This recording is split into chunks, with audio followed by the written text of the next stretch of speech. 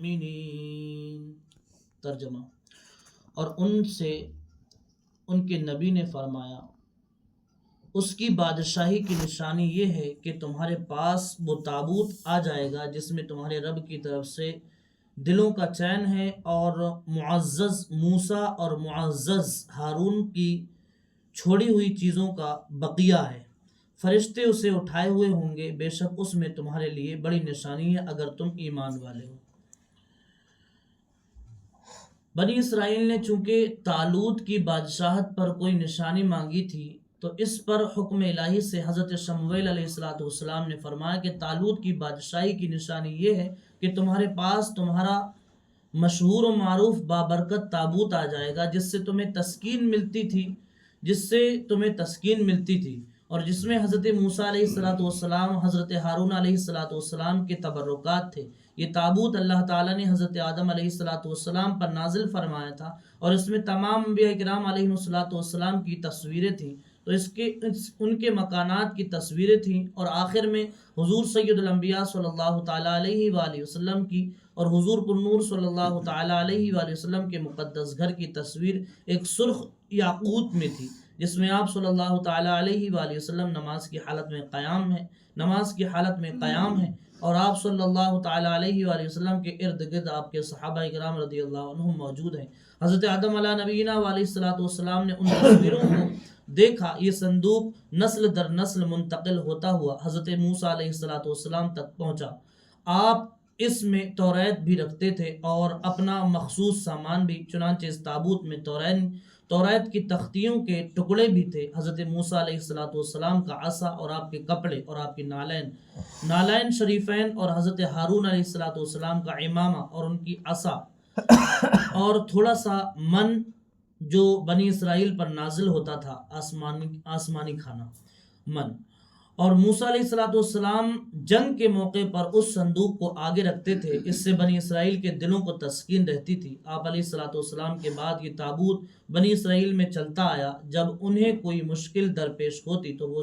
تابوت کو سامنے رکھ کر دعائیں کرتے اور کامیاب ہوتے، دشمنوں کے مقابلے میں اس کی برکت سے فتح پاتے۔ جب بنی اسرائیل کی حالت خراب ہوئی تو ان کی بدعملی بہت بڑھ گئی، اور اللہ تعالیٰ نے ان پر عمالقہ کو مسلط کیا، تو وہ اس سے تابوت چھین کر لے گئے اور ان کو نجس اور گندے مقامات میں رکھا اور اس کی بے حرمتی کی، اور ان گستاخیوں کی وجہ سے عمالقہ کے لوگ طرح طرح کے امراض یعنی مرضوں میں، مصائب یعنی مصیبتوں میں مبتلا ہو گئے۔ ان کی 5 بستیاں ہلاک ہو گئیں، اور انہیں یقین ہو گیا کہ تابوت کی توہین و بے ادبی ہی ان کی بربادی کا باعث ہے، چنانچہ انہوں نے تابوت کی ایک بیل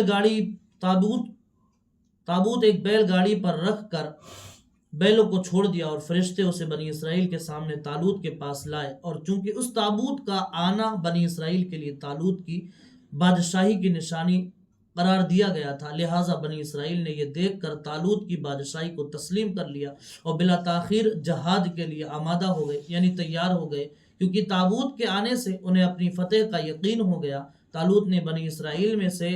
70,000 جو جوان منتخب کی، جن میں حضرت داؤد علیہ السلام بھی تھے۔ تو اس واقعے سے کئی مسئلے معلوم ہوتے ہیں۔ پہلا یہ کہ بزرگوں کے تبرکات کا اعزاز اور احترام لازم ہے، ان کی برکت سے دعائیں قبول ہوتی ہیں اور حاجتیں پوری ہوتی ہیں۔ نمبر 2،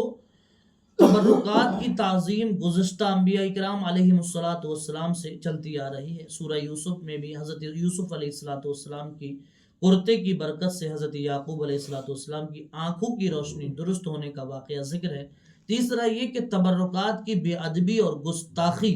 گمراہ لوگوں کا طریقہ ہے اور بربادی کا سبب ہے۔ جب تبرکات کی گستاخی اور گمراہی اور تباہی ہے تو جن ہستیوں کے تبرکات ہوں ان کی بے ادبی اور گستاخی کس قدر سنگین اور خطرناک ہوگی۔ جب ان کے جو تبرکات ہیں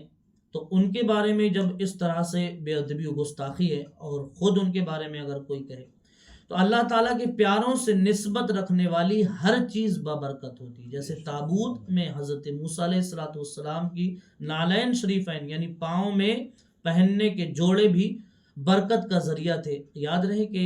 ذکر کیا گیا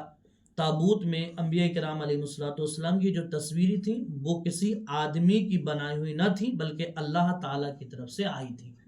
ہاں اب یہ سمجھ میں آ جائے کہ تصویر، کیونکہ تصویر پہلے سے ہی حرام ہے.